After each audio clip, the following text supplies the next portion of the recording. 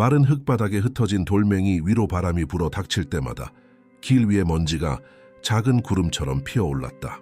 김지은은 그곳에 몇 시간이나 서 있었던 것 같았다. 고작 7살짜리 아이에게는 너무 무거운 낡은 가방에 다른 손잡이를 꽉 쥐고 있었다.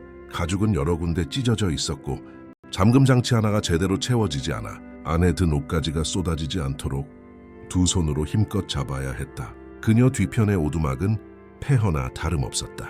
지붕 절반은 무너져 내렸고 벽의 널빤지는 너무 썩어서 틈새로 안이 들여다 보일 정도였다. 지은이는 계모가 왜 자신을 이런 끔찍한 곳, 나무와 잡초만 무성하고 귀가 먹먹해지는 침묵만이 존재하는 외딴 곳으로 데려왔는지 이해할 수 없었다. 그 여자는 시냇가에 물을 길러 간다며 움직이지 말고 여기서 기다리라고 곧 돌아오겠다고 했지만 해가 하늘 높이 떠 있던 아주 오래전 일이었다. 이제 해는 지고 있었고 세상은 온통 주황색과 보라색으로 물들었지만 계모는 돌아오지 않았다. 지은이는 배에서 꼬르륵 소리가 나는 것을 느꼈고 목은 타는 듯이 말랐다. 그녀는 나무 사이에서 그 여자의 흔적을 찾으려 주위를 둘러보았지만 오직 오두막을 둘러싼 키 큰 소나무 가지를 흔드는 바람 소리만 들릴 뿐이었다. 새들은 노래를 멈췄고 그녀가 들을 수 있는 유일한 소리는 가슴속에서 너무 빠르게 뛰는 자신의 심장 소리뿐이었다. 그녀는 가방을 버리고 계모를 따라 달려갈까 생각했지만 이 낯선 곳에서 더 길을 잃을까 두려웠다. 오두막 안으로 들어가 누가 나타날 때까지 숨어 있을까도 생각했지만 건물은 당장이라도 무너질 듯 위태로워 보였다. 결국 그녀는 흙투성이가 된 맨발로 그 자리에 서서 가늘고 보호받지 못한 팔에 저녁의 한기가 스며드는 것을 느꼈다. 그때 엔진 소리가 가까워지는 것이 들렸다. 지은이는 소리가 나는 쪽으로 고개를 돌렸고 비포장도로의 굽이진 곳에서 검은색 승용차 한 대가 나타나는 것을 보았다. 저것이 좋은 일인지 나쁜 일인지 자신을 도와줄 사람인지 아니면 더 나쁜 짓을 할 사람인지 알 수 없었기에 그녀의 심장은 더욱 세게 뛰었다.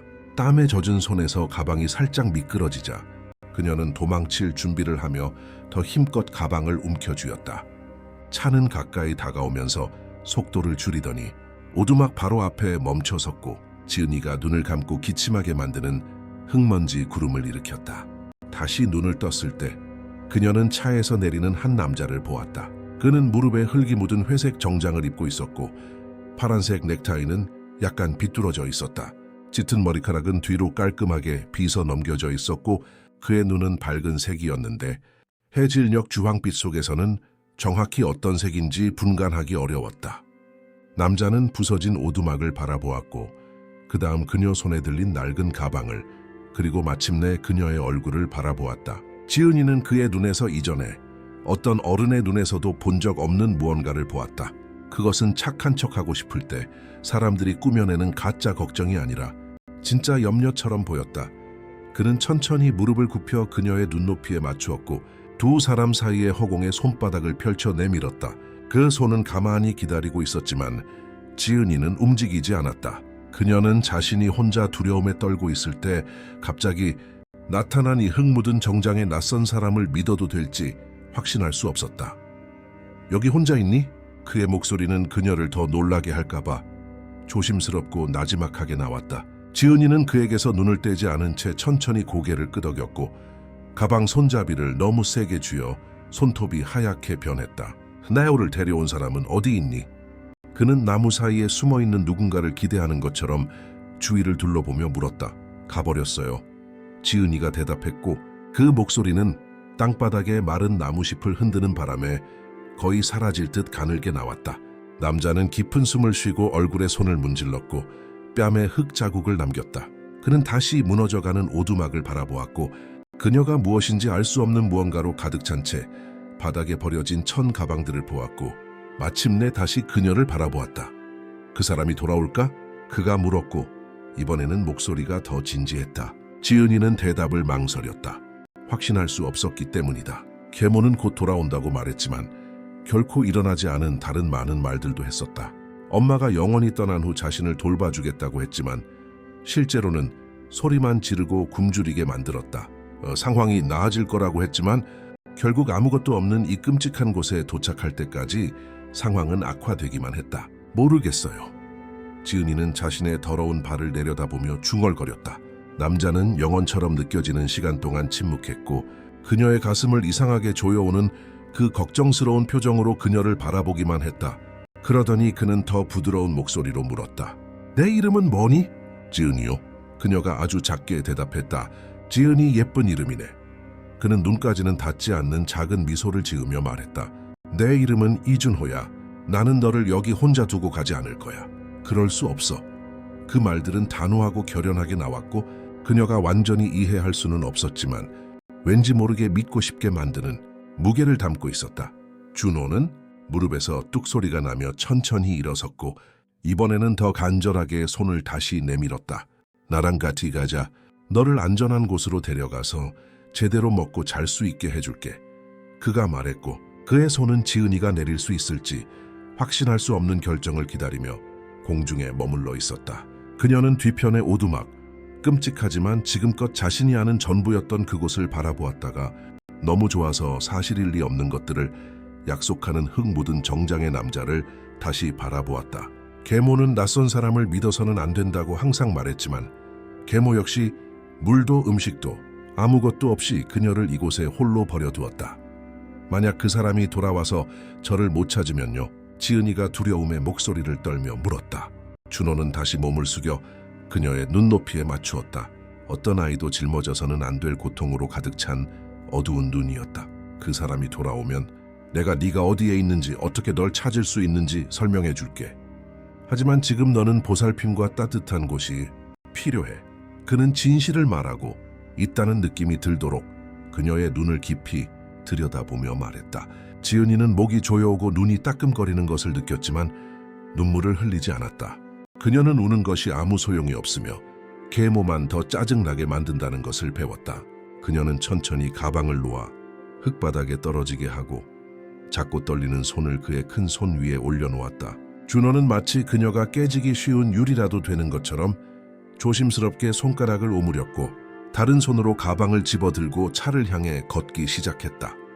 지수는 헐거운 돌에 걸려 넘어지려 했지만 민준이 단단히 붙잡아 넘어지지 않게 했다. 그녀는 마지막으로 뒤를 돌아보았다. 오두막은 걸음을 옮길 때마다 점점 작아지고 멀어져 갔다. 가슴이 답답해지는 동시에 이전에 느껴본 적 없는 묘한 안도감이 밀려왔다. 마치 장소뿐만 아니라 더 이상 자신 안에 담을 수 없는 고통의 조각 전체를 두고 떠나는 것 같았다. 차는 크고 내부가 번쩍거렸으며 지수가 평생 본 적 없는 부드러운 가죽 시트가 깔려 있었다. 모든 것이 새 것처럼 깨끗한 냄새가 났다. 최근 계모와 함께 살았던 곰팡이 냄새. 나는 오두막이나 더러운 곳과는 너무나 달랐다. 민주는 뒷문을 열고 낡은 여행 가방을 조심스럽게 시트에 놓았다. 마치 그 낡고 볼품없는 물건이 아주 중요한 것처럼 말이다. 앞에 나랑 같이 타자. 그는 조수석을 가리키며 말했다. 지수는 다리가 너무 짧고 시트가 너무 높아 힘겹게 올라탔다. 대시보드를 짚고 몸을 밀어 올린 끝에 마침내 앉았을 때 그녀는 부드러운 가죽 속에 푹 파묻혔다. 최근에 만져본 모든 것과 너무나 달라서 비현실적으로 느껴졌다. 민주는 반대편에 올라타 시동을 걸었다. 엔진은 낮고 일정한 소리를 내며 침묵을 채웠고 그 소리는 거의 위안이 되는 듯했다. 배고프니? 그는 안전벨트를 매면서 팔을 뻗어 지수의 벨트도 채워주며 물었다. 지수는 고개를 끄덕였다. 몹시 배가 고팠다. 계모가 딱딱한 빵 조각을 식탁에 던져준 아침 이후로 아무것도 먹지 못했다. 민주는 대시보드 위에 있던 종이 봉투를 집어 그녀에게 건넸다. 안에 과자 있어. 마음껏 먹어도 돼. 그는 작게 미소 지으며 말했다. 지수는 조심스럽게 봉투를 열었고 깨끗하고 향긋한 포장 안에 든 크림이 든 과자를 보았다. 그녀는 하나를 집어 물었고 입안에서 설탕이 녹는 것을 느끼며 존재 자체를 잊고 있던 달콤한 맛을 보았다. 천천히 먹어. 안 그러면 체하해. 민주는 울퉁불퉁한 흙길을 운전하며 그녀를 곁눈질로 보며 말했다. 지수는 더 천천히 먹으려 했지만 어려웠다. 마치 몸이 쌓여온 모든 굶주림을 보상하려는 듯 계속해서 더 많은 것을 요구했다. 차가 요철 위에서 흔들릴 때마다 그녀는 과자 봉지를 떨어뜨리지 않으려고 꽉 붙잡았다. 몇 분 후 그들은 흙길을 벗어나 넓고 매끄러운 아스팔트 도로로 진입했다. 양방향으로 다른 차들이 빠르게 지나갔다. 지수는 눈을 크게 뜨고 창밖의 모든 것을 바라보았다. 집들이 서서히 나타났는데 처음에는 작고 단순했지만 점차 앞마당과 흰색 울타리가 있는 더 크고 예쁜 집들로 바뀌었다. 우리 어디 가요? 그녀는 손등으로 부스러기가 묻은 입가를 닦으며 물었다. 우리 집. 민주는 시선을 도로에 고정한 채 대답했다. 멀어요? 그녀가 알고 싶었다. 여기서 한 20분 정도. 시내에서 좀 떨어진 동네야. 그가 설명했다. 지수는 잠시 동안 조용히 다른 과자를 씹으며 바깥 풍경이 변하는 것을 지켜보았다. 집들은 점점 더 커지고 간격이 넓어졌으며 정원은 더 푸르고 그녀가 이름을 모르는 꽃들로 가득했다. 왜 멈췄어요? 그녀는 갑자기 얼굴을 돌려 그를 바라보며 물었다. 민주는 입 밖으로 내기 전에 머릿속으로 적절한 단어를 고르는 듯 한참 동안 대답하지 않았다.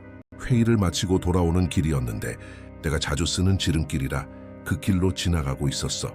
네가 거기 혼자 있는 걸 봤고 네가 괜찮은지 확인하지 않고는 그냥 지나칠 수가 없었어. 그는 지친 목소리로 설명했다. 하지만 아저씨는 저를 모르잖아요. 지수는 눈썹을 찌푸리며 말했다. 널 알 필요는 없어. 그런 곳에 아이가 혼자 있으면 안 된다는 건 누구나 아는 사실이니까. 민주는 아까보다 더 단호한 목소리로 대답했다. 지수는 무슨 말을 해야 할지 몰라 무릎 위에 더러운 손을 바라보며 침묵했다. 차는 넓고 나무가 우거진 거리로 접어들었다. 양쪽에 거대한 나무들이 녹색 터널을 이루고 있었다. 집들은 정교하게 세공된 철문과 그림처럼 잘 가꿔진 정원을 갖춘 대저택들이었다. 민주는 속도를 줄이고 그중 한 집 앞에 멈춰 섰다. 대시보드의 버튼을 누르자 낮은 모터 소리와 함께 철문이 천천히 열렸다. 지수는 눈을 크게 떴다. 해질녘 주황색 하늘을 반사하는 커다란 창문, 나무 의자와 거리 화분으로 장식된 밝은 베란다가 있는 거대한 집이 눈앞에 있었다. 여기서 사세요? 그녀는 믿을 수 없다는 듯 입을 다물지 못하고 물었다. 응, 여기서 살아. 민주는 천천히 진입하여 지붕이 있는 차고에 주차하며 대답했다. 그는 엔진을 끄고 잠시 멈춰 서서 무언가를 준비하는 듯 깊은 숨을 쉬었다. 그리고는 내려서 그녀 쪽으로 와 문을 열고 다시 손을 내밀었다. 이리 와. 집이랑 오늘 네가 잘 방을 보여줄게. 그가 말했다. 지수는 피로와 긴장이 뒤섞여 다리가 약간 떨리는 것을 느끼며 차에서 내렸다. 그들은 낮은 딸깍 소리와 함께 열리는 부엌 문으로 들어섰다. 불이 자동으로 켜졌고 지수는 입을 벌린 차의 입구에 서서 모든 것을 바라보았다.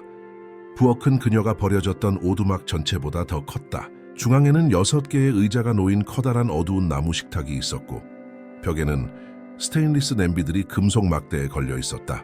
거대하고 번쩍이는 가스레인지와 벽의 절반을 차지하는 은색 냉장고도 있었다. 그녀의 배에서 큰 꼬르륵 소리가 나자 민주는 작게 웃으며 말했다. 정말 배고프구나? 제대로 먹을 수 있게 뭐 좀 데워줄게. 과자는 밥이 아니잖아.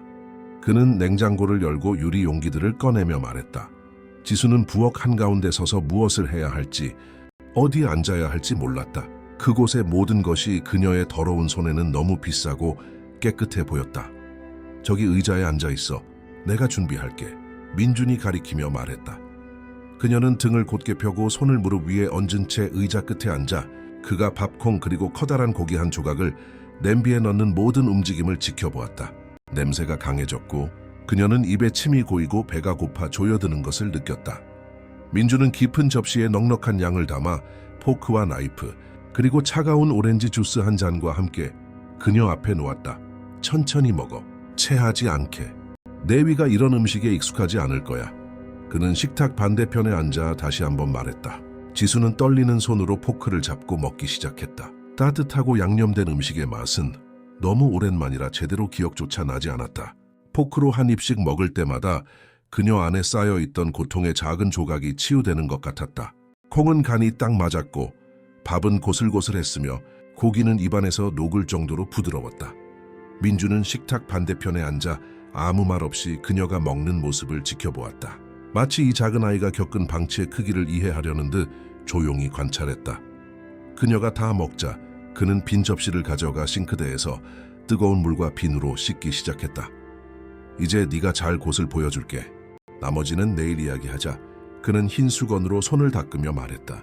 지수는 그를 따라 부엌을 나와 가죽 소파와 벽에 걸린 큰 TV가 있는 거대한 거실을 가로질러 광택이 나는 나무 난간이 있는 넓은 계단을 올라 2층으로 향했다. 2층에는 양쪽에 닫힌 문들이 있는 긴 복도가 있었다. 민주는 복도 끝에 있는 문 하나를 열고 불을 켰다.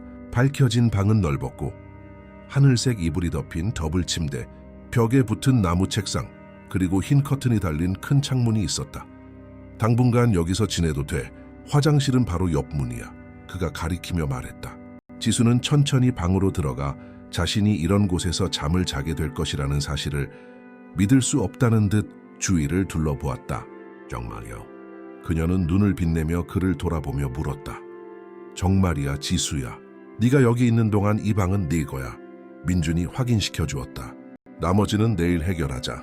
하지만 지금은 샤워하고 쉬어야 해. 긴 하루였잖아. 지수는 그를 향해 몸을 돌렸다. 그리고 흙길에 버려진 이후 처음으로 울고 싶은 충동을 느꼈다. 슬픔이나 두려움이 아니라 희망과 너무나 큰 안도감이 뒤섞여 가슴이 아플 정도였다. 고마워요. 그녀는 목소리가 떨리고 눈에 눈물이 고인 채 말했다.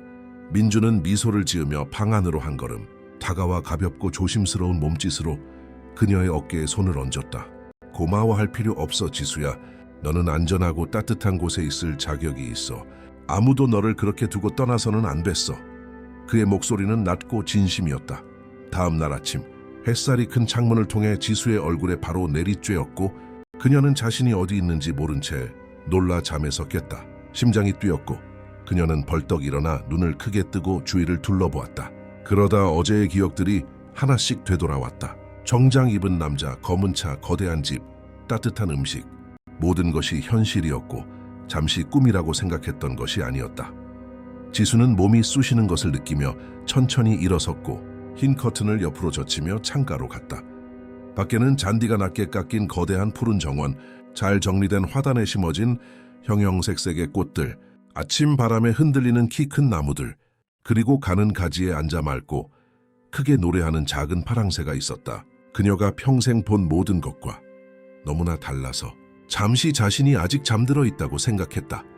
밖 복도에서 발소리가 들렸다. 차분하고 단호한 발소리가 방문 앞에서 멈췄다. 그리고 나무 문에 가벼운 노크 소리가 이어졌다. 지수야, 일어났니? 민준이 아직 잠이 덜 깬 듯한 목소리로 문 밖에서 물었다. 네, 일어났어요. 그녀는 창가에서 물러서며 대답했다. 그는 문을 천천히 열고 들어왔다. 이미 어두운 청바지와 밝은 파란색 긴팔 셔츠를 입고 있었다. 머리는 샤워 후라 아직 젖어 있었고 작은 물방울들이 목덜미를 타고 흘러내렸다. 좋은 아침, 잘 잤니? 그는 문틀에 기대어 물었다. 네, 잘 잤어요. 그녀는 맨발을 내려다보며 작게 대답했다. 다행이다. 기쁘네. 그가 말했다. 나랑 같이 아침 먹자. 그리고 나서 중요한 이야기들을 좀 해야 해. 그가 말하자 그녀는 그가 무슨 말을 할지 몰라. 긴장감에 배가 조여드는 것을 느꼈다. 지수는 그를 따라 방을 나와 긴 복도를 천천히 걸었고 난간을 단단히 잡고 넓은 계단을 내려갔다. 부엌으로 들어서자 커다란 나무 식탁에는 깨끗한 흰 식탁보가 깔려 있었다. 갓 구운 바게트 빵이 바구니 안에, 접시에는 토스트가 쌓여 있었고 유리버터 접시에는 노란 버터, 작은 그릇에는 딸기잼, 얇게 썬 치즈, 그리고 오렌지 주스가 가득 담긴 키 큰 주전자가 있었다. 여기 앉아서 마음껏 먹어. 부끄러워할 필요 없어. 민주는 그녀를 위해 의자를 당겨주며 말했다. 지수는 의자 끝에 앉아 시작할 곳을 모른 채 가득 차려진 식탁을 바라보았다. 먹고 싶은 거 뭐든 가져가도 돼. 기다릴 필요 없어. 민주는 그녀 옆에 앉아 빵을 집으며 말했다. 지수는 천천히 손을 뻗어 토스트를 집었고 작은 숟가락으로 딸기잼을 발랐다. 그녀는 한 입 베어 물었고 달콤하고 시큼한 맛이 동시에 입안에서 터지는 것을 느꼈다. 민주는 그녀에게 오렌지 주스를 따르고 자신에게도 따랐다. 그들은 몇 분 동안 침묵 속에서 식사를 했다. 그러다 그가 냅킨으로 입을 닦고 그녀를 바라보았다. 지수야, 내가 몇 가지 질문을 해야 하는데 솔직하게 대답해 줘야 해. 알았지? 네가 무슨 말을 하든 화내지 않을 거야. 그는 진지하지만 차분한 목소리로 말을 시작했다. 그녀는 씹는 것을 멈추고 심장이 빨라지는 것을 느끼며 고개를 끄덕였다. 살아계신 아버지나 어머니가 있니? 그가 물었다. 아빠는 제가 아주 어렸을 때 돌아가셔서 기억이 안 나요. 그녀는 작게 대답했다. 그럼 어머니는? 그가 계속 물었다. 엄마는 2년 전에 돌아가셨어요. 아프셨는데 낫지 못했어요. 지수는 기억에 목이 메는 것을 느끼며 설명했다. 어머니가 돌아가신 후에는 누가 널 돌봤니? 민준이 알고 싶었다. 아빠가 돌아가시기 전에 재혼하셨는데 그분이 저를 책임졌어요. 이름은 미숙이에요. 지수가 말했다. 그리고 그 미숙이라는 사람이 어제 너를 그 오두막으로 데려갔니? 그가 물었다. 네. 도시에서는 월세를 낼 돈이 없어서 거기서 살 거라고 했어요. 그런데 도착해서는 물을 길어 오겠다면서 저보고 기다리라고 했어요. 하지만 돌아오지 않았어요. 지수는 끝부분에서 목소리가 떨리기 시작하며 설명했다. 민주는 깊은 숨을 쉬고 치밀어 오르는 분노를 억누르려는 듯 얼굴을 세게 문질렀다. 그 여자가 널 때렸니? 그는 그녀의 눈을 똑바로 쳐다보며 물었다. 지수는 시선을 피했고 그 이야기에 대해 말하는 것이 부끄러워 대답하는 데 시간이 걸렸다 본 가끔요. 신경질 날 때 그녀가 인정했다. 그리고 매일 밥은 줬니? 민준이 계속 물었다. 항상 그런 건 아니에요. 가끔 있거나 없다고 했어요. 지수가 대답했다. 민준은 잠시 눈을 감았다가 다시 떴을 때 그의 눈은 붉어져 있었다. 지수야, 나는 네가 그 여자에게 돌아가도록 두지 않을 거야. 네가 다시는 그런 일을 겪게 하지 않을 거야. 그는 단호하고 결연한 목소리로 말했다. 하지만 그 여자가 저를 찾으면요? 지수는 두려움에 물었다. 그 여자가 널 찾는다면 내가 해결할 거야. 하지만 네가 걱정할 필요는 없어. 아이를 그렇게 버린 사람은 돌보는 데 관심이 없을 테니까. 민준이 말했다. 그 말의 진실은 아팠지만 동시에 묘한 안도감을 가져다 주었다. 그들은 침묵 속에서 아침 식사를 마쳤고 민준은 일어나 접시를 모아 싱크대로 가져가기 시작했다. 오늘 내가 나가서 처리해야 할 일들이 좀 있어. 널 법적으로 여기에 머물게 하기 위해 뭘 해야 하는지 법원에 가볼 거야. 그는 설거지를 하면서 설명했다. 저를 여기 혼자 두고 가실 거예요? 그녀는 공포가 밀려오는 것을 느끼며 물었다. 아니, 넌 세라 아주머니와 함께 있을 거야. 아주머니는 집안일을 돌봐주시는 분인데 매일 아침에 오셔서 늦은 오후까지 계셔. 민준이 대답했다. 아주머니는 착해요. 지수가 알고 싶었다. 아주 착해. 너도 아주머니를 좋아하게 될 거야. 그가 확신했다. 몇 분 후 초인종이 울렸고 민준이 문을 열러 갔다. 지수는 현관에서 들려오는 목소리를 들었고 이내 회색 머리를 묶고 꽃무늬 앞치마를 두른 키 작고 통통한 여자가 나타났다. 그녀는 작고 친절한 눈과 하얀 이를 드러내는 넓은 미소를 가지고 있었다. 세라 아주머니, 이 아이는 지수예요. 민준이 소개했다는 어머 아가씨, 정말 예쁜 아이네.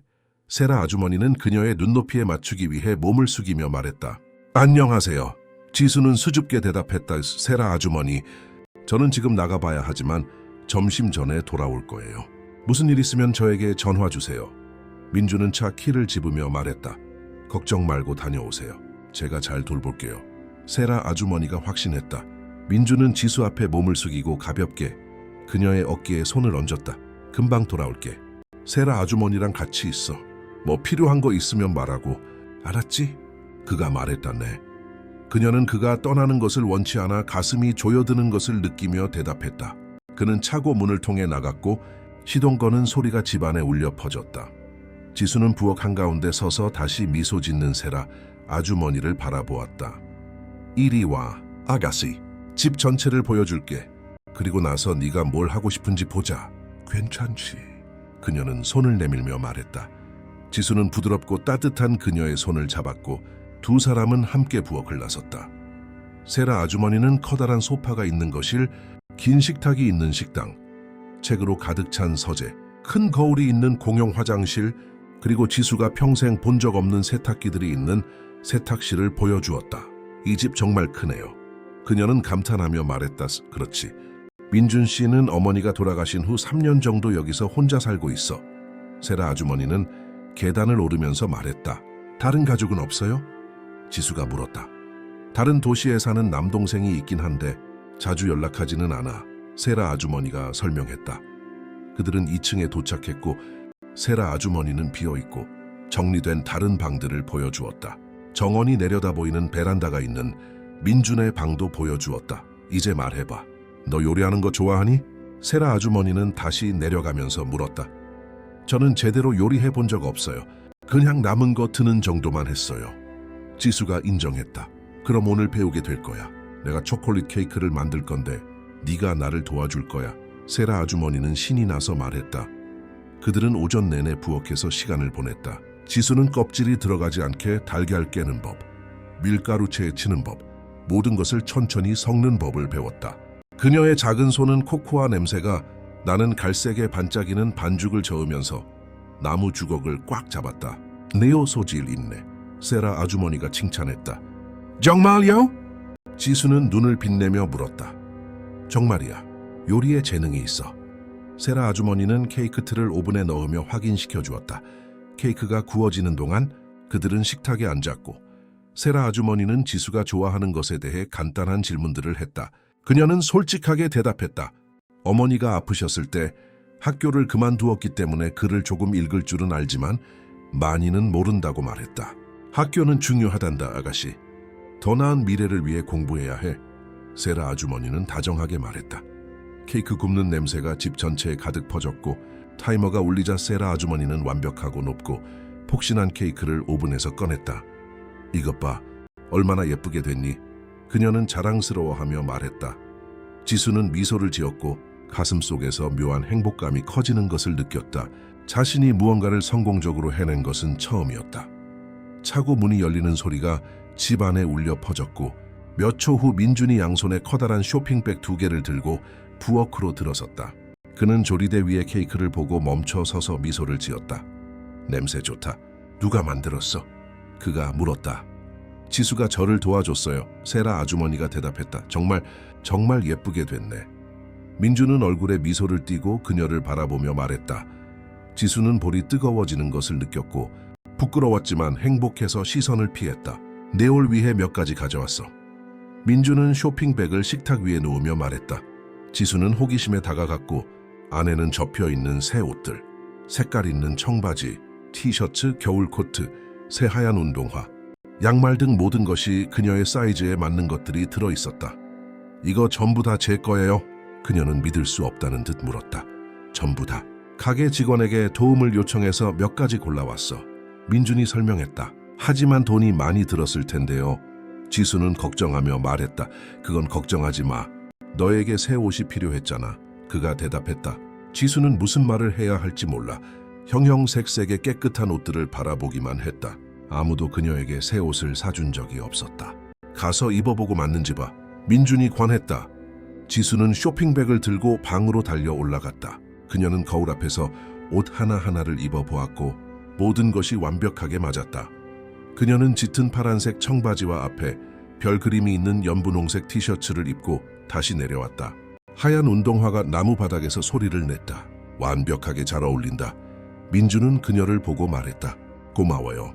지수는 감사 인사를 했고 이번에는 그의 눈을 바라볼 수 있었다. 그들은 커다란 식탁에서 함께 점심을 먹었다.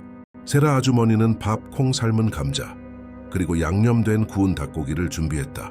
모든 것이 맛있었고 지수는 한 입 한 입 음미하며 천천히 먹었다. 점심 식사 후 민주는 그녀와 다시 이야기해야 한다고 말했고 두 사람은 거실로 가서 큰 소파에 앉았다. 지수야, 오늘 아침에 내가 법원에 가서 네 상황에 대해 몇몇 사람들과 이야기했어. 그가 말을 시작했다. 뭐라고 하던가요? 그녀는 긴장하며 물었다. 네가 나와 법적으로 함께 지내려면 내가 임시 양육권 신청을 해야 한다고 했어. 이건 법원이 조사가 진행되는 동안 네가 여기에 살도록 허가한다는 뜻이야. 민준이 설명했다. 만약 저를 미숙에게 돌려보내야 한다고 결정하면요? 지수는 두려움에 목이 조여오는 것을 느끼며 물었다. 나는 그런 일이 일어나지 않도록 내 힘이 닿는 모든 것을 할 거야. 저를 버린 사람에게 돌아갈 수 없다는 것을 그들에게 보여줄 거야. 민준이 확신했다. 아저씨는 제가 여기에 머물기를 정말로 원하세요? 그녀는 낮은 목소리로 물었다. 응, 원해, 지수야. 모든 것이 너무 빨리 일어났다는 건 알지만 어제 그 길에서 너를 혼자 봤을 때 나는 널 도와야 한다고 느꼈고 이제는 널 돌려보내는 것을 상상할 수 없어. 그는 진심으로 대답했다. 지수는 눈에 눈물이 고이는 것을 느꼈지만 이번에는 슬픔이 아니라 이름 붙일 수 없는 좋고 따뜻한 감정이었다. 저도 여기에 아저씨와 함께 있고 싶어요. 그녀는 처음으로 단호한 목소리로 말했다. 민주는 미소를 지으며 다정하게 그녀의 머리에 손을 얹었다. 그럼 결정됐어. 너는 여기에 머물 거고 우리는 모든 것을 잘 해결할 거야. 그의 목소리는 의심의 여지가 없는 결단력을 담고 있었다. 다음 날들은 이상한 속도로 지나갔다. 지수는 매일 아침 편안한 방에서 일어났고 민준과 아침 식사를 했으며 오전에는 세라 아주머니와 함께 요리하고 정원의 식물을 돌보는 것을 배웠다. 그녀가 도착한 지 일주일 후 민준이 그녀가 동화책을 읽고 있던 거실로 들어왔다. 지수야, 내일 법원에서 심리가 있어. 임시 양육권에 대해 결정할 판사님과의 만남이야. 그는 진지한 표정으로 설명했다. 저도 가야 해요? 그녀는 속이 뒤집히는 것을 느끼며 물었다. 응, 가야 해. 판사님이 무슨 일이 있었는지 이해하고 네가 무엇을 원하는지 알기 위해 너와 이야기하고 싶어 하실 거야. 민준이 대답했다. 만약 제가 잘못된 말을 하면요? 지수는 두려움에 질문했다. 잘못된 말은 없어. 네가 기억하는 대로 진실만을 말하면 돼. 그는 그녀의 어깨에 손을 얹으며 조언했다. 아저씨가 저와 함께 안에 계실 거예요? 그녀가 알고 싶었다. 응, 그럴 거야. 나는 단 한순간도 너를 혼자 두지 않을 거야. 민준이 확신했다. 그날 밤 그녀는 잠을 거의 이루지 못했다. 침대에서 뒤척이며 판사와의 만남이 어떨지 상상했다. 해가 밝아오기 시작했을 때 그녀는 이미 깨어 무릎을 안고 침대에 앉아 있었다. 법원까지 가는 데는 교통체증 때문에 40분이 걸렸다. 지수는 창밖을 내내 바라보며 도시가 깨어나는 모습을 보았다. 법원 건물은 크고 오래되었으며 앞에는 기둥과 넓은 계단이 있었다. 민주는 주차를 하고 두 사람은 내렸다. 그가 계단을 오르는 동안 그녀의 손을 잡았다. 건물 안에는 많은 사람들이 이리저리 걸어 다니고 있었다. 정장 차림의 변호사들이 이야기하고 있었고 여자들은 벤치에 앉아 울고 있었으며 아이들은 복도를 뛰어다니고 있었다. 민주는 안내 데스크에 멈춰 서서 직원과 이야기했고 직원은 3층을 가리켰다. 그들은 엘리베이터를 타고 올라가 더 조용한 복도로 나왔다. 여기야. 민주는 아동 마익 청소년 법원이라고 쓰인 문 앞에서 멈춰 섰다. 그들은 플라스틱 의자와 구석에 정수기가 있는 작은 대기실로 들어갔다. 민주는 앉아서 지수를 옆에 앉혔다. 그녀는 너무 빨리 뛰는 심장을 진정시키려 노력하며 바닥을 바라보았다. 20분 후 문이 열렸고 안경을 쓴 여자가 민준의 이름을 불렀다. 그들은 일어나 여자를 따라 복도를 지나 중앙에 둥근 테이블이 있는 더 작은 방으로 들어갔다. 여자는 그들에게 앉으라고 요청했고 판사가 몇 분 안에 도착할 것이라고 말했다. 문이 다시 열리고 회색 머리와 안경을 쓴 60대 남자가 들어왔다. 그는 정장 위에 검은 법복을 입고 있었다. 안녕하세요. 저는 김 판사입니다. 그는 앉으며 말했다. 안녕하세요. 민준이 대답했다. 뭐 네가 지수 맞지? 판사는 부드러운 미소를 지으며 그녀를 바라보며 물었다. 네, 맞아요. 그녀는 작게 대답했다. 저를 그렇게 딱딱하게 부를 필요는 없단다. 그냥 편하게 이야기하렴. 그는 그녀를 편안하게 해주려고 노력하며 말했다. 판사는 서류철을 열고 테이블 위에 정리한 몇 장의 종이를 꺼냈다. 민준 씨, 지수 양을 어떻게 알게 되었는지 설명해 주시겠습니까? 그가 요청했다. 민준은 회의에서 돌아오는 순간부터 오두막 옆에 혼자 있는 지수를 본 순간까지의 모든 이야기를 들려주었다. 그는 그녀가 괜찮은지 확인하기 위해 멈췄고 계모가 그녀를 거기에 두고 돌아오지 않았다는 것을 알게 되었다고 설명했다. 그는 그 위험한 곳에 그녀를 혼자 둘 수 없었기 때문에 집으로 데려왔다고 말했다. 판사는 메모를 하면서 조용히 들었다. 민준이 말을 마치자 그는 지수에게 몸을 돌렸다. 이제 지수 너와 이야기해야 할 것 같구나. 괜찮겠니? 그가 물었다. 네. 그녀가 대답했다. 그 오두막에 가기 전에 네 삶이 어땠는지 말해줄 수 있겠니? 판사가 요청했다.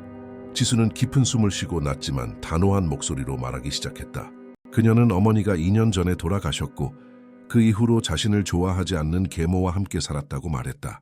그녀는 종종 밥을 굶었고 집안일을 늦게 하면 맞았다고 말했다.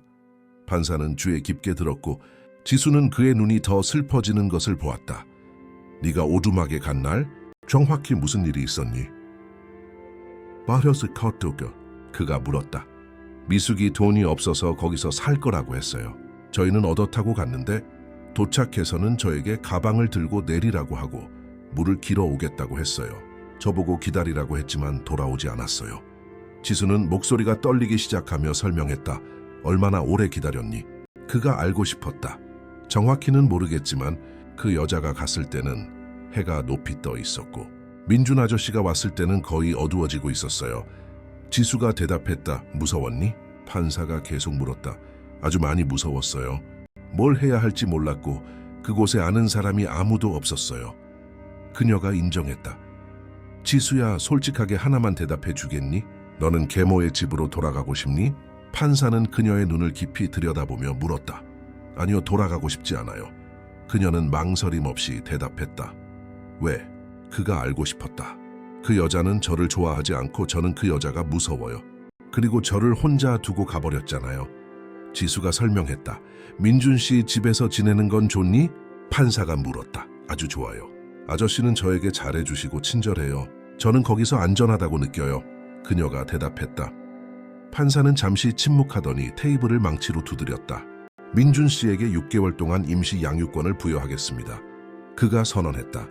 지수는 심장이 쿵 내려앉는 것을 느꼈고 민준은 그녀의 손을 꽉 잡았다. 감사합니다, 판사님. 그는 안도하며 말했다. 그들은 그 방을 나와 복도를 따라 돌아왔다. 채 탔을 때야 비로소 민준은 긴 한숨을 내쉬었다. 해냈어, 지수야. 너는 나와 함께 지낼 수 있게 됐어. 그는 그녀를 돌아보며 말했다. 정말요? 그녀가 물었다. 정말이야. 그가 확인시켜 주었고 지수는 안도감과 행복감에 울기 시작했다. 그들이 집으로 돌아왔을 때 세라 아주머니는 문 앞에서 초조하게 기다리고 있었다. 소식을 듣자마자 그녀는 지수를 너무 세게 안아 숨이 막힐 뻔했다. 축복이야, 아가씨. 정말 축복이야. 그녀는 목이 메인 목소리로 반복했다. 그날 밤 그들은 세라 아주머니가 준비한 특별한 저녁 식사로 축하했다. 치즈가 듬뿍 녹은 라자냐와 후식으로는 지수가 가장 좋아하는 연유 푸딩이 나왔다.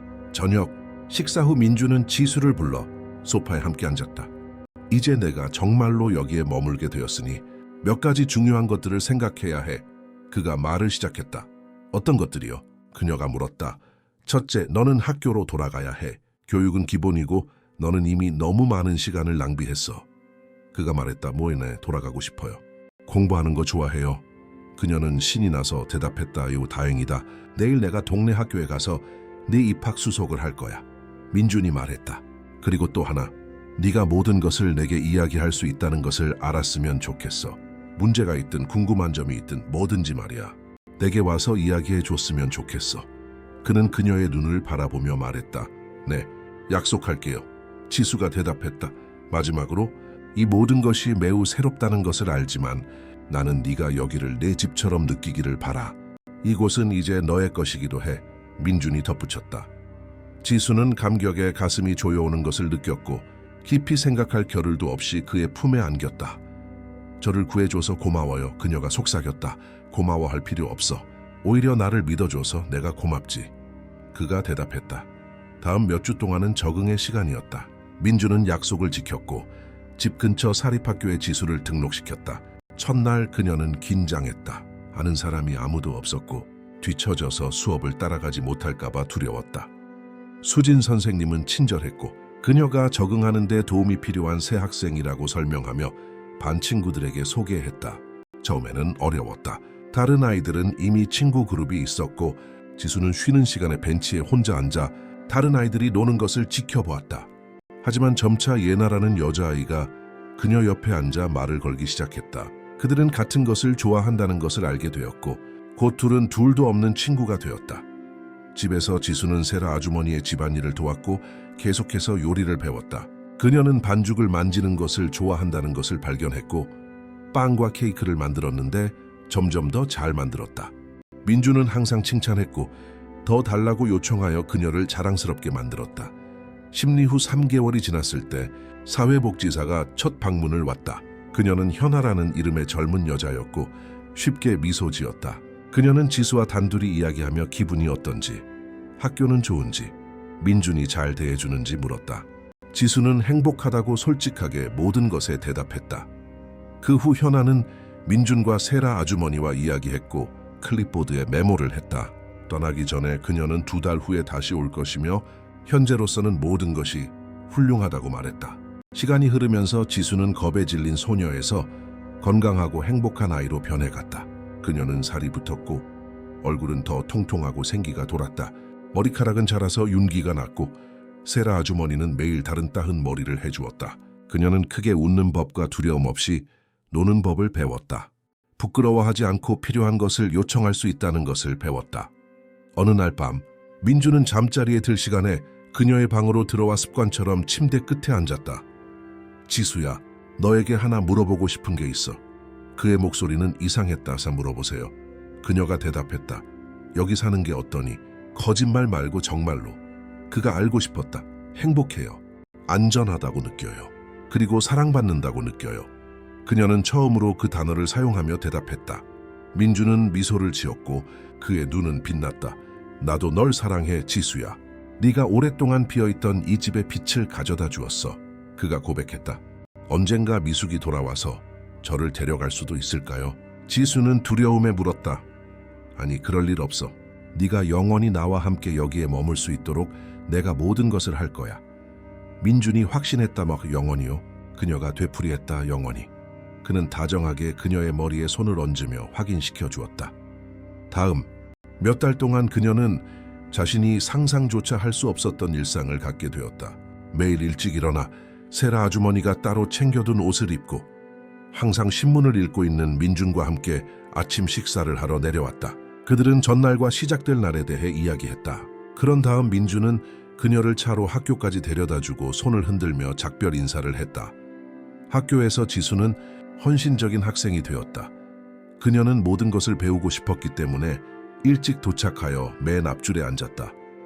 수진 선생님은 그녀의 노력을 알아차리고 어려운 과목을 도와주며 특별한 관심을 주기 시작했다. 예나는 계속해서 그녀의 가장 친한 친구였고 둘은 도서관에서 숙제를 함께 했다. 어느 날 수진 선생님은 수업 후에 지수를 나무라고 불렀다. 다른 아이들이 모두 나간 후 선생님은 그녀 옆 의자에 앉아 미소를 지었다. 지수야, 내 발전이 정말 자랑스럽다고 말하고 싶었어. 그녀가 말했다. 정말요, 선생님? 지수는 눈을 빛내며 물었다. 정말이야. 네가 여기 왔을 때는 어려움이 많았는데 몇 달 만에 반 친구들을 따라잡았어. 선생님이 확신했다. 저는 공부하는 걸 정말 좋아해요. 전에는 그럴 수 없었을 뿐이에요. 지수가 설명했다. 내 이야기를 알고 있단다, 지수야. 민준 씨가 너를 등록시킬 때 나에게 이야기해줬어. 선생님은 부드러운 목소리로 말했다. 가끔 모든 것이 끝날까봐 아직도 두려워요. 지수는 작게 인정했다. 그런 일은 일어나지 않을 거야. 너는 이제 안전한 곳에 있고 너를 진심으로 아끼는 사람들이 있어. 선생님이 확신했다. 지수는 그 대화에서 벗어나 마음이 더 가벼워지는 것을 느꼈다. 민준이 그녀를 데리러 왔을 때 그녀는 모든 것을 이야기했고 그의 얼굴에 자랑스러움이 가득한 것을 보았다. 나는 네가 똑똑하다는 걸 항상 알고 있었어. 단지 기회가 필요했을 뿐이야. 그가 운전하면서 말했다. 이 기회를 주셔서 감사해요. 지수가 감사 인사를 했다. 매번 나에게 고마워할 필요 없어. 나는 괜찮은 사람이라면 누구나 했을 일을 한 것뿐이야. 민준이 대답했다. 하지만 모두가 그러지는 않았어요. 대부분의 사람들이 그 길을 지나갔지만 아무도 멈추지 않았잖아요. 그녀가 반박했다. 민준은 그녀의 말이 옳다는 것을 알았기 때문에 침묵했다. 집에 도착했을 때 세라 아주머니는 막 점심 식사를 끝내고 있었고 음식 냄새가 그들의 코를 가득 채웠다. 그녀는 집에서 만든 토마토 소스 파스타와 미트볼을 준비했다. 후식으로는 지수가 좋아하는 생크림을 곁들인 딸기 젤리가 있었다. 점심 식사 후 지수는 숙제를 하기 위해 방으로 올라갔다. 그녀는 가족에 대한 장문을 써야 했고 시작하기 전에 오랫동안 생각했다. 그녀는 파란 펜으로 공책에 쓰기 시작했다. 처음에는 단어들이 천천히 나왔지만 곧 자연스럽게 흘러나와 이전의 삶과 지금의 삶이 어떠한지 이야기했다. 가영이는 준호가 어떻게 멈춰서 도와줬는지, 세아 아주머니가 어떻게 요리를 가르쳐줬는지, 미나 선생님이 얼마나 인내심이 있었는지, 예나가 어떻게 우정을 건네줬는지에 대해 썼다. 글을 다 쓰고 다시 읽었을 때 눈시울이 붉어졌지만 슬픔 때문이 아니었다. 그것은 감사함이었다. 다음 주 미나 선생님은 몇몇 학생들에게 장문을 소리내어 읽어보라고 했다. 가영이가 그중 한 명으로 뽑혔다. 처음에는 긴장했지만 읽기 시작하자 교실 전체가 완전히 침묵에 잠겼다는 것을 깨달았다. 글을 마쳤을 때 그녀의 얼굴에는 눈물이 흘러내리고 있었고 선생님 역시 눈가가 붉어져 있었다. 몇몇 학생들이 박수를 치기 시작했고 곧 교실 전체가 박수 갈채를 보냈다. 그날 준호가 가영이를 데리러 왔을 때 미나 선생님은 잠시 그와 이야기하고 싶다고 했다. 가영이가 채에서 기다리는 동안 그들은 밖에서 대화를 나누었고 가영이는 준호가 돌아오기 전에 눈가를 닦는 것을 보았다. 선생님이 네 장문을 보여주셨어. 준호가 차에 타며 말했다. 마음에 드셨어요? 가영이가 물었다. 정말 좋았어. 넌 글 쓰는 재능이 있구나. 그는 목이 메인 목소리로 대답했다. 그냥 제가 느끼는 대로 썼을 뿐이에요. 그녀가 설명했다. 그리고 넌 정말 잘 썼어. 선생님도 계속 글을 써야 한다고 하시더라. 준호가 말했다. 계속 쓸게요. 가영이가 약속했다. 몇 달이 지나고 추위와 비를 몰고 겨울이 찾아왔다. 준호는 가영이에게 두꺼운 코트와 부츠를 사주었다. 그들은 주말 저녁마다 따뜻한 팝콘을 먹으며 담요에 몸을 감싸고 영화를 보곤 했다. 세아 아주머니는 가영이에게 온몸을 따뜻하게 해주는 국과 찌개를 끓이는 법을 가르쳐 주었다. 사회복지사 지수 씨의 두 번째 방문은 비가 세차게 내리던 토요일 아침에 이루어졌다. 그녀는 화려한 우산을 쓰고 얼굴에 미소를 띠고 도착했다. 그녀는 가영이와 이야기하며 학교 생활과 좋은 성적에 대해 들었다. 준호와는 성적표를 보며 대화했다. 세아 아주머니와는 가영이에 대한 칭찬을 아끼지 않았다. 가영이에게는 지금이 최선의 상황이라는데 의심의 여지가 없어요. 지수 씨는 떠나기 전에 말했다. 그럼 최종 심리에서 모든 게 잘 될 거라는 뜻인가요? 준호가 물었다. 저는 매우 긍정적인 의견을 제출할 것이고 가능성은 아주 높습니다. 지수 씨가 설명했다. 준호는 감사 인사를 하고 그녀가 나간 후 문을 닫았다. 그는 몸을 돌려 거실 한가운데 희망에 찬 눈빛으로 자신을 바라보는 가영이를 보았다. 방금 그 말 들었지? 그가 물었다. 네, 들었어요. 가영이가 대답했다. 석 달 뒤에 최종 심리가 있고 그 후 넌 공식적으로 내 딸이 될 거야. 준호가 말했다. 그가 그 단어를 사용한 것은 처음이었다. 가영이는 가슴 속에서 무언가가 터져 나오는 것을 느꼈다. 주체할 수 없을 만큼 거대한 행복이었다. 그녀는 달려가 그의 품에 뛰어들었고 준호는 그녀를 안아 올리고 웃으며 빙글 돌았다. 진짜 딸이요? 그녀가 물었다. 진짜야. 입양 신청을 할 거야. 준호가 확인했다. 아빠라고 불러도 돼요? 가영이가 알고 싶어 했다. 네가 원하는 대로 불러도 되지만 네가 아빠라고 불러주면 정말 좋을 것 같아. 그는 목소리가 떨리는 채로 대답했다. 가영이는 온 힘을 다해 준호를 껴안고 그 단어를 시험해보듯 나지막이 반복했다. 아빠. 그녀가 말했고 그 단어는 정확하고 진실되게 울려 퍼졌다. 다음 3달은 최종 심리를 위한 준비 기간이었다. 준호는 전문 변호사를 고용하여 필요한 모든 서류를 준비했고 학교 보고서, 행복한 순간을 담은 사진, 세아 아주머니와 미나 선생님의 진술서를 모았다. 가영이는 계속 학업에 집중했고 학년 말에는 반에서 최고의 성적을 거두어 표창장을 받았다. 종업식에서 그녀는 강당 무대에 올라 상장을 받았고 청중석에서 준호가 누구보다 크게 박수를 치며 자랑스러움에 눈을 빛내는 것을 보았다. 여름 방학이 시작되었고 준호는 가영이와 여행을 가기 위해 2주간 휴가를 냈다. 그들은 바닷가로 가서 바다가 보이는 작은 호텔에 머물렀다. 가영이는 이전에 바다를 본 적이 없었기에 모래사장에 몇 시간 동안 서서 파도가 부서지는 것을 바라보았다. 준호는 얕은 물에서 수영하는 법을 가르쳐 주었고 그녀는 너무 웃다가 짠 바닷물을 마셨지만 웃음을 멈추지 않았다. 그들은 탑과 다리가 있는 모래성을 쌓았고 해가 지면서 하늘을 주황색으로 물들이는 늦은 오후에 해변을 걸었다. 노점상들이 지나가는 것을 보며 벤치에 앉아 아이스크림을 먹었다. 어느 날 밤 방 발코니에 앉아 별을 보던 중 가영이는 오랫동안 마음속에 담아두었던 것을 물었다. 혼자 살던 때가 그립지 않으세요? 그녀가 알고 싶어 했다. 준호는 신중하게 생각하는 듯 한참 후에 대답했다. 처음엔 그리울 줄 알았어. 고독에 익숙해져 있었으니까. 하지만 지금은 네가 오기 전이 어땠는지 상상조차 할 수 없어. 그가 말했다. 하지만 저 때문에 아빠 삶이 많이 바뀌었잖아요. 가영이가 재차 물었다. 그래, 바뀌었지. 완전히. 그리고 더 좋은 쪽으로 바뀌었어. 준호가 확신했다. 더 좋은 쪽이라니요? 그녀가 물었다. 왜냐하면 전에는 그냥 존재만 했거든. 일어나서 일하고 집에 돌아와서 목적 없이 모든 것을 반복했지. 하지만 지금은 매일 아침 눈을 뜰 이유가 생겼고 돌봐야 할 사람이 생겼고 나를 진심으로 아껴주는 사람이 생겼으니까. 그가 설명했다. 저도 아빠를 정말 많이 아껴요. 가영이가 말했다. 알아. 그리고 그게 나한테 얼마나 큰 의미인지 넌 모를 거야. 준호는 그녀의 머리에 손을 얹으며 대답했다. 그들은 햇볕에 그을린 채 행복하게 여행에서 돌아왔다. 세아 아주머니는 그들이 완전히 다른 사람 같다고 말했다. 최종 심리 전 마지막 몇 주가 빠르게 지나갔고 그날이 되었을 때 가영이는 긴장했지만 처음처럼 두렵지는 않았다. 그들은 이제 익숙해진 법원 건물로 들어가 같은 층으로 올라갔고 같은 대기실에 들어갔다가 현우 판사가 기다리고 있는 방으로 불려 들어갔다. 그곳에는 사회복지사 지수 씨와 준호가 고용한 변호사도 있었다. 모두 안녕하십니까? 절차를 계속 진행하겠습니다. 판사가 시작했다. 모든 보고서를 읽었는데 아이가 이룬 발전에 깊은 인상을 받았습니다. 그는 미소를 지으며 가영이를 바라보며 말했다. 가영 양은 기분이 어떻습니까? 그가 물었다. 저는 정말 행복해요, 현우 판사님. 그녀가 대답했다. 그리고 준호 씨와 계속 살고 싶습니까? 그가 물었다. 네, 정말요.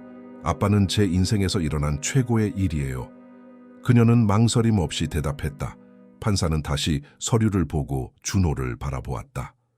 준호 씨, 입양 신청서를 제출하신 것으로 보이는데 맞습니까? 그가 물었다. 네, 맞습니다. 가영이를 공식적으로 입양하고 싶습니다. 준호가 확인했다. 그리고 입양은 되돌릴 수 없다는 것을 이해하십니까? 판사가 질문했다. 완벽하게 이해합니다. 그리고 그것이 바로 제가 원하는 바입니다. 준호가 대답했다. 판사는 지수 씨에게로 몸을 돌렸다. 지수 박사님 의견은 어떻습니까? 그가 물었다. 제 의견은 전적으로 찬성입니다. 이렇게 성공적인 적응 사례는 드뭅니다. 아이는 건강하고 행복하며 사랑받고 있습니다. 지수 씨가 대답했다. 판사는 고개를 끄덕이고 잠시 모두를 바라보며 침묵했다. 이윽고 그는 테이블 위에 마른 소리를 내며 망치를 내리쳤다. 제출된 모든 것을 고려하여 저는 영구적인 양육권을 승인하고 입양 절차를 허가합니다. 준호 씨는 공식적으로 가영이의 아버지가 됩니다. 그가 선언했다. 가영이는 얼굴에 눈물이 흐르는 것을 느꼈고 준호는 그녀를 꽉 껴안았다. 변호사는 축하하며 그의 손을 잡았다. 두 분 모두 축하합니다. 서로 잘 보살피세요. 판사가 일어나며 말했다. 그들은 모든 것을 바꾸는 공식적인 서류를 손에 들고 그 방을 나섰다. 차 안에서 준호는 시동을 걸지 않고 한동안 서류만 바라보았다. 우리가 해냈어. 그가 마침내 말했다. 우리가 해냈어요, 아빠. 가영이가 반복했고 이번에는 그 단어가 자연스럽게 나왔다. 그들이 집에 돌아왔을 때 놀라운 일이 기다리고 있었다. 세아 아주머니가 예나와 예나 엄마의 도움을 받아 작은 축하 파티를 열어준 것이다. 알록달록한 풍선이 걸려 있었고 가족 축하해라고 쓰인 큰 초콜릿 케이크, 스낵과 탄산음료가 있었다. 어떻게 아셨어요? 준호가 놀라서 물었다. 제가 세아 아주머니께 모든 일이 잘 해결됐다고 전화드렸어요. 그들 뒤에서 나타난 지수 씨가 고백했다. 그날 오후는 축하의 시간이었다. 가영이는 정원에서 예나와 놀았고 어른들은 대화를 나누었다. 그녀는 선물을 열어 책, 예쁜 옷, 그리고 준호가 숨겨두었던 빨간색 자전거를 받았다. 밤이 깊어지고 모두가 돌아가자 집은 다시 침묵에 잠겼지만 그것은 약속으로 가득 찬 다른 종류의 침묵이었다. 그날 밤 잠자리에 들기 전 준호는 가영이 방에 들어와 침대 가장자리에 앉았다. 아빠, 뭐 하나 물어봐도 돼요? 그녀가 말했다. 뭐든지 물어봐. 그가 대답했다. 그날 아빠는 왜 정말로 차를 멈추셨어요? 그녀가 알고 싶어 했다. 준호는 깊게 숨을 쉬고 보름달이 정원을 비추는 창밖을 바라보았다. 내가 멈춘 건 우리 엄마가 항상 도움이 필요한 사람에게 등을 돌려서는 안 된다고 가르쳤기 때문이야. 엄마는 우리 길을 건너는 모든 사람이 이유가 있어서 거기에 있는 거라고 말씀하셨지. 그가 설명했다. 아빠 어머니는 정말 좋은 분이셨겠네요. 가영이가 말했다. 그랬지. 정말 멋진 분이셨어. 그리고 내가 널 만났다는 걸 아시면 아주 자랑스러워 하실 거라고 생각해. 준호는 목이 메인 목소리로 말했다. 엄마가 우리를 위해서 보고 계실까요? 가영이가 물었다. 분명히 보고 계실 거야. 그리고 웃고 계실 거고. 그가 대답했다. 가영이는 이불 속으로 파고들었고 잠들기 전에 마지막 말을 했다. 사랑해요, 아빠. 저를 구해줘서 고마워요. 그녀가 속삭였다. 나도 사랑한다, 딸. 그리고 여기서 누군가를 구한 사람이 있다면 그건 서로를 구한 우리 둘이야. 그는 나가기 전에 그녀의 이마에 키스하며 대답했다. 가영이는 이전에 경험하지 못했던 평범함 속에서 삶을 이어갔다. 그녀는 매일 아침 정확히 무슨 일이 일어날지 알았고 이 예측 가능성은 이제 위안이 되었다. 새 학년이 시작되었고 그녀는 자신감 있게 다음 학년으로 진급했다. 성적은 계속 높았고 미나 선생님은 항상 그녀의 노력을 칭찬했다. 예나는 여전히 그녀의 가장 친한 친구였고 이제 그들은 주말마다 서로의 집에서 숙제를 하거나 영화를 보며 시간을 보냈다. 준호는 계속 일했지만 이제는 더 많은 시간을 함께 보내기 위해 일정을 조정했다. 주말에는 영화를 보러 가거나 공원에 가거나 아니면 그냥 집에서 함께 시간을 보내는 등 함께 활동했다. 가영이는 준호가 선물해준 일기에 매일 기록하는 습관을 들였다. 매일 밤 잠자리에 들기 전 그날의 사건과 감정을 적었다. 수업에 대해, 예나와의 대화에 대해, 가족과의 저녁 식사에 대해, 그리고 감사함을 느꼈던 순간들에 대해 썼다. 어느 날 준호가 심각한 표정으로 일찍 퇴근했다. 그는 가영이에게 거실에 앉아 중요한 이야기를 해야 한다고 했다. 그녀는 두려움에 심장이 빠르게 뛰었지만 진정하려고 노력했다. 가영아, 오늘 변호사에게 전화가 왔어. 그가 시작했다. 뭐라고 했어요? 그녀가 떨리는 목소리로 물었다. 미정 씨가 발견되었어.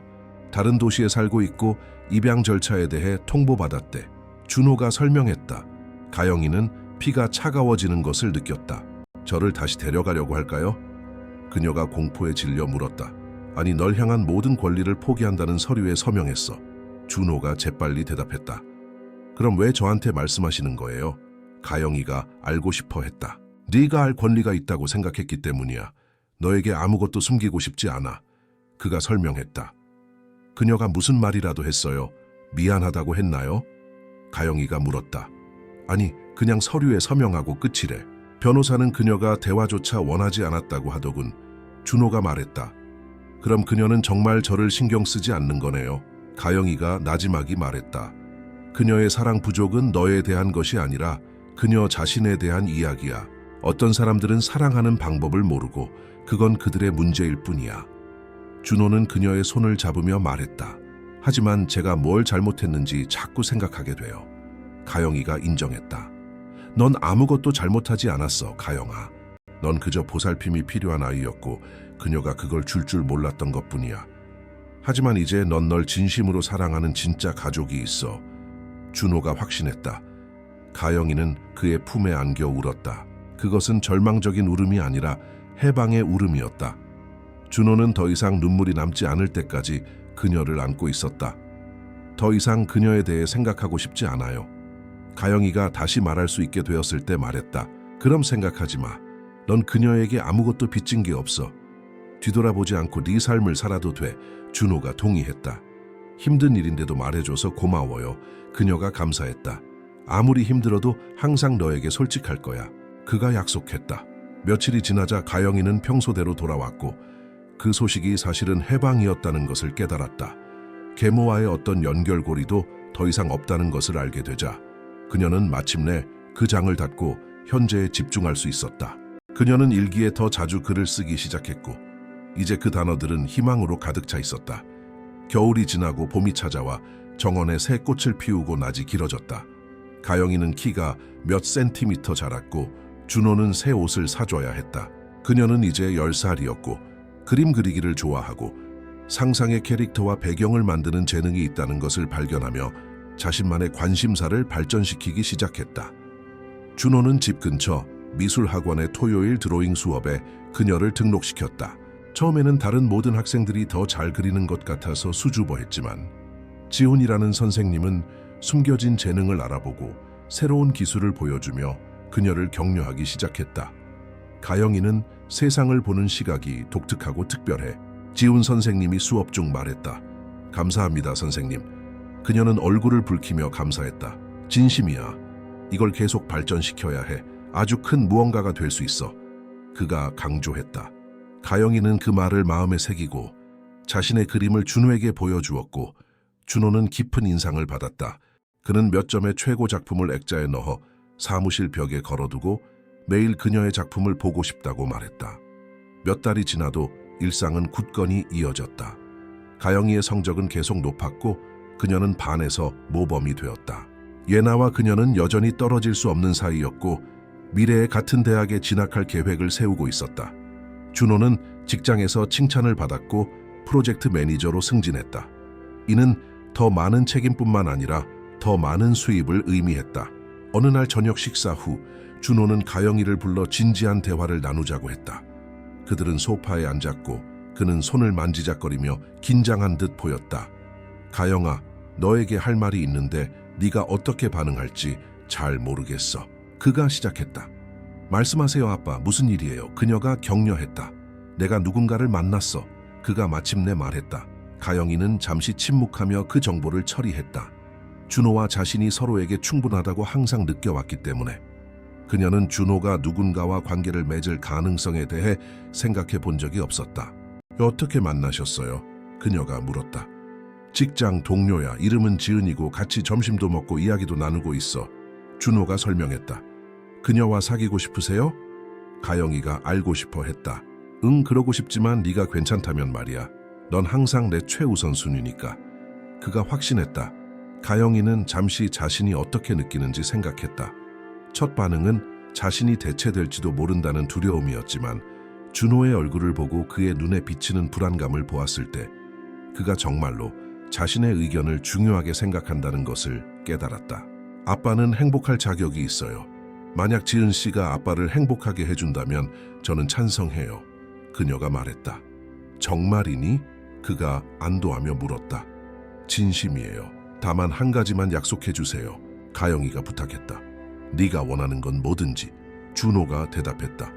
우리 사이가 아무것도 변하지 않을 거라고 약속해 주세요. 그녀가 말했다. 약속할게. 아무것도 변하지 않을 거야. 넌 항상 내 딸이고 내 최우선순위일 거야. 준호는 그녀를 껴안으며 확신했다. 몇 주 후 준호는 지은 씨를 집으로 초대해 저녁 식사를 했다.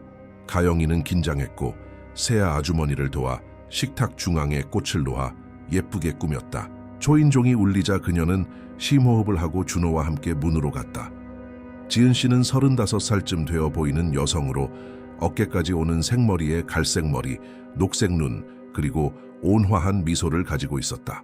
그녀는 정장 바지와 연한 파란색 블라우스를 입고 있었고 가영이에게 건네줄 초콜릿 상자를 들고 있었다. 안녕 가영아, 만나서 반가워. 준호 씨가 내 이야기를 많이 했단다.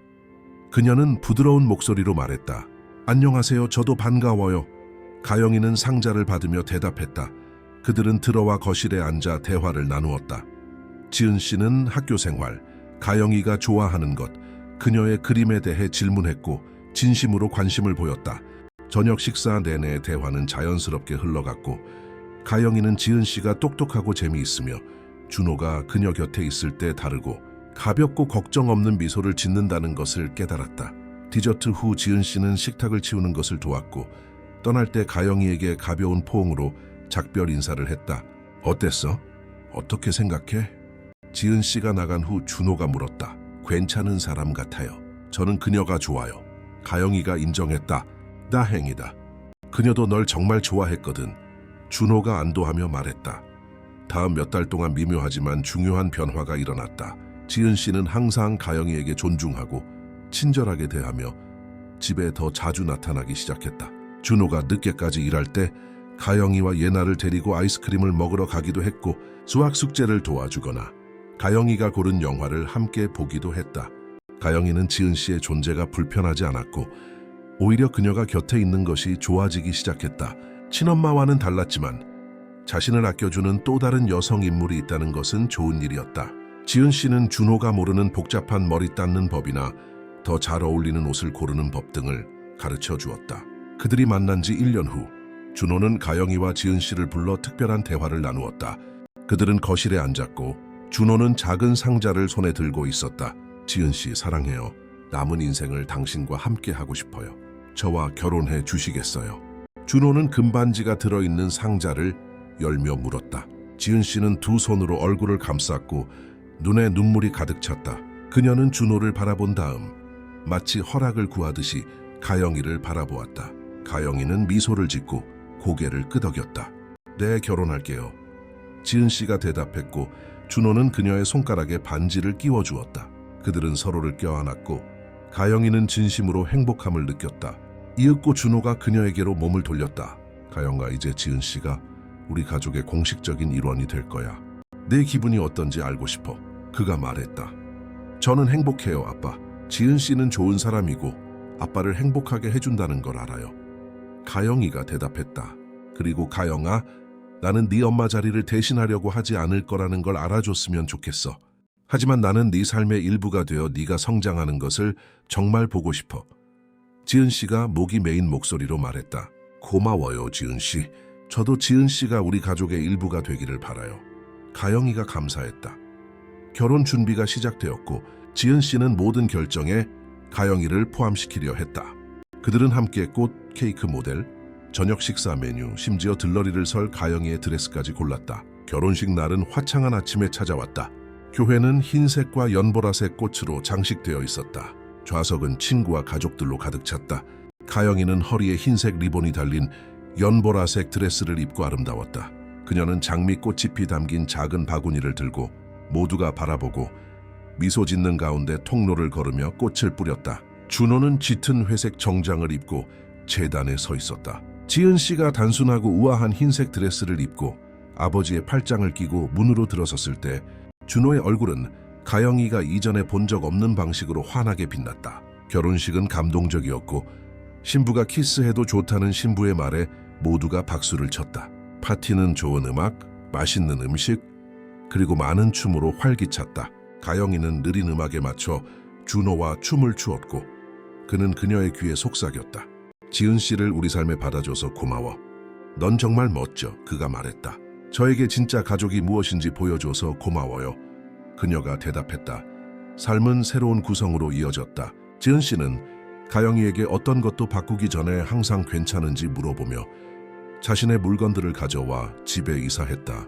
그들은 준호가 늦게까지 일하는 밤에는 함께 시리즈를 보고 일요일에는 손톱을 다듬고 비밀을 나누는 자신들만의 일상을 만들었다.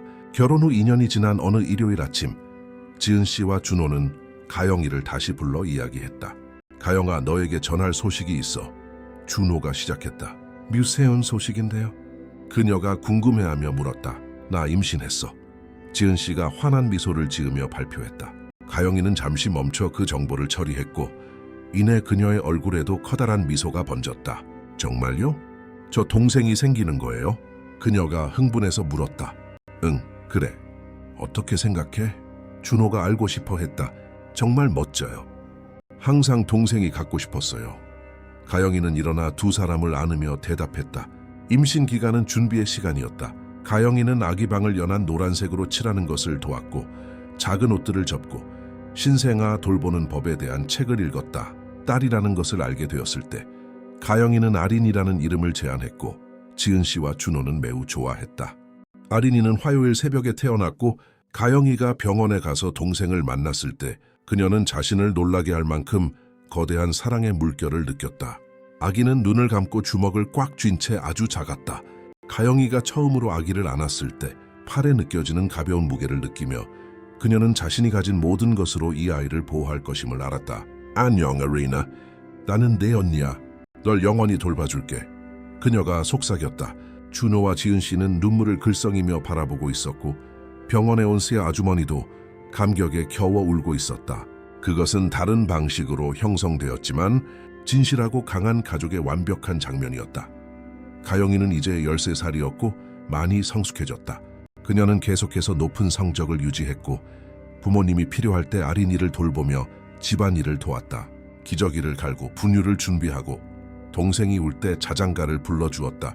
그녀는 아이들을 잘 다루는 재능이 있고 돌보는 것을 좋아한다는 것을 발견했다. 어느 날 오후 아린이를 재우고 있을 때 지은 씨가 그녀 옆에 앉았다. 가영아, 고맙다고 말하고 싶었어. 그녀가 말했다. 뭐가요? 가영이가 물었다. 네 삶의 나를 받아줘서. 쉽지 않았을 텐데. 지은 씨가 설명했다. 지은 씨는 그럴 자격이 있어요. 저한테 항상 잘해줬잖아요. 가영이가 대답했다. 그리고 가영아, 나는 너를 내 딸로 생각한다는 것을 알아줬으면 좋겠어.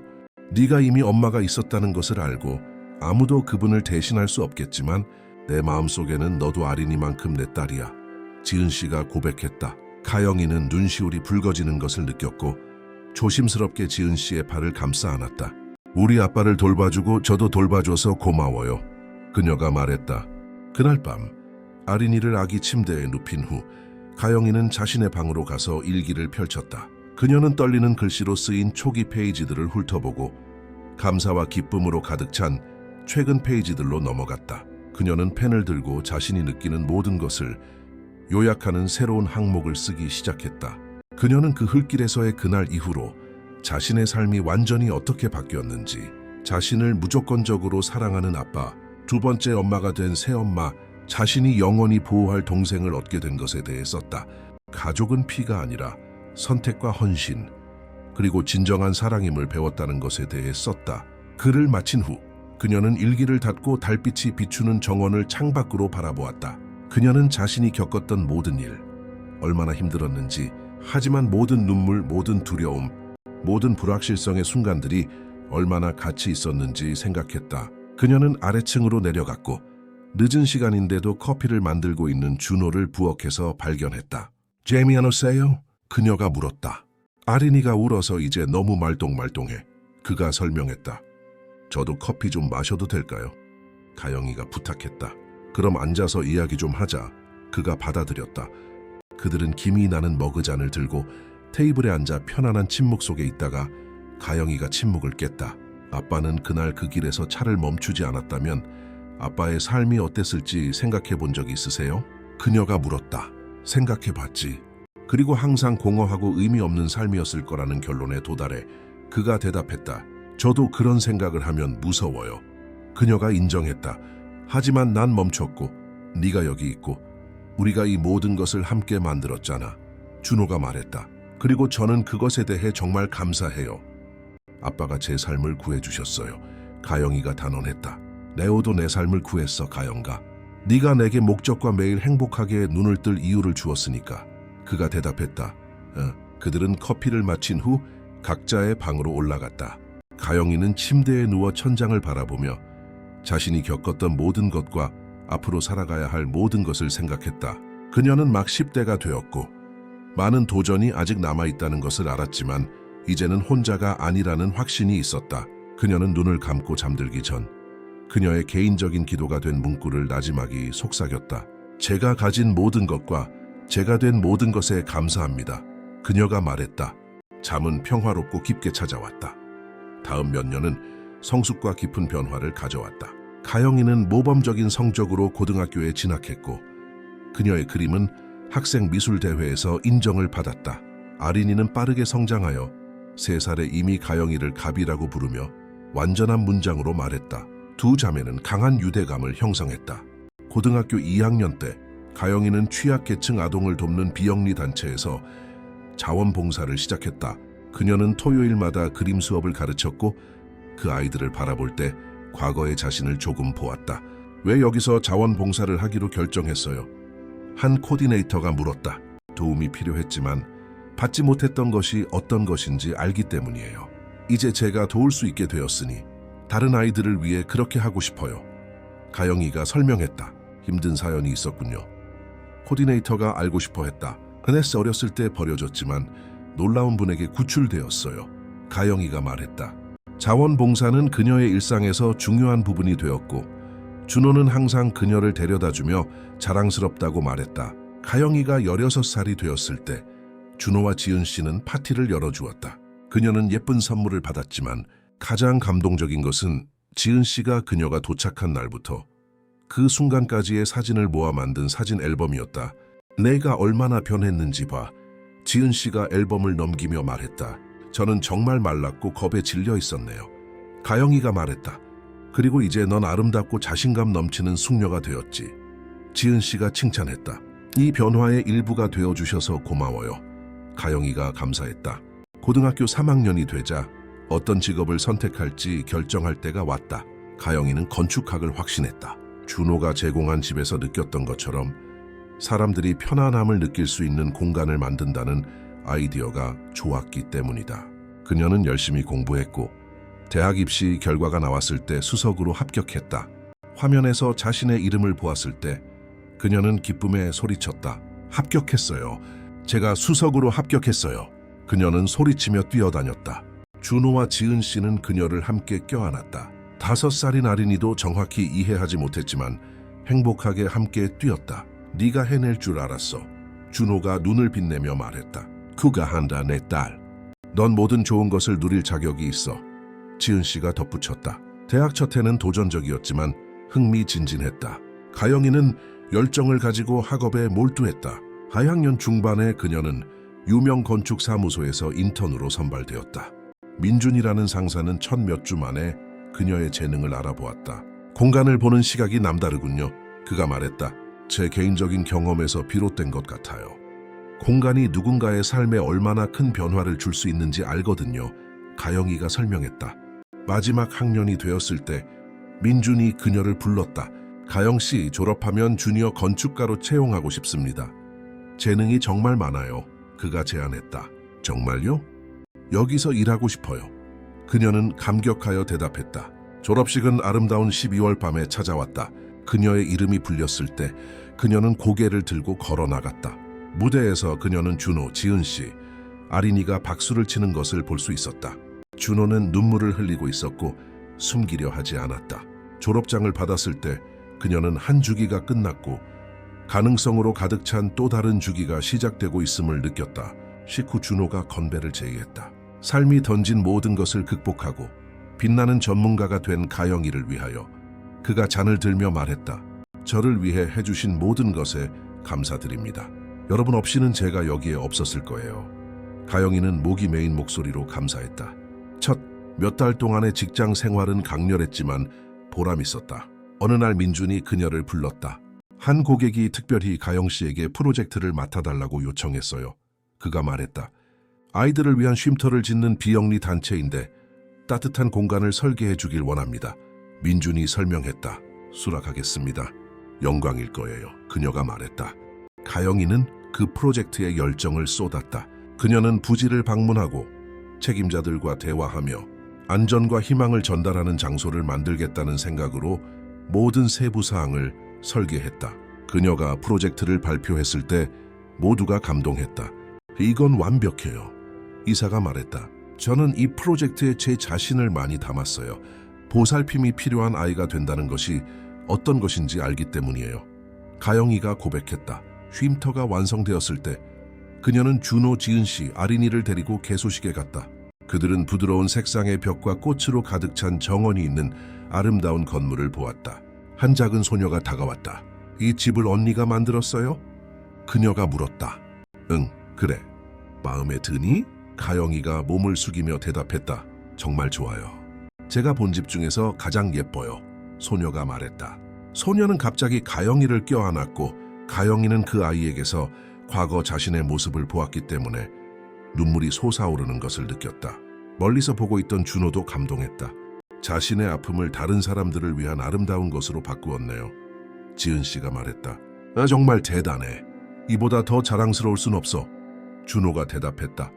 그 후 몇 년 동안 가영이의 경력은 급상승했다. 그녀는 아동과 가족을 위한 프로젝트를 전문으로 했고 중요한 상을 받았지만 겸손함을 잃지 않았다. 아린이는 재능이 넘치는 10대가 되었다. 두 자매는 계속 가까이 지냈다. 준호와 지은 씨는 행복하게 함께 늙어가며 두 딸이 멋진 여성으로 성장하는 것을 지켜보았다. 가영이가 28살이 되던 특별한 밤, 준호는 온 가족을 모았다. 생각해봤는데 그 길에서 그날 이후로 벌써 23년이 지났더구나. 그가 시작했다. 맞아요. 제 인생의 절반이 넘었네요. 가영이가 말했다. 그리고 그날은 내 인생 최고의 날이었어. 널 만난 날이었으니까.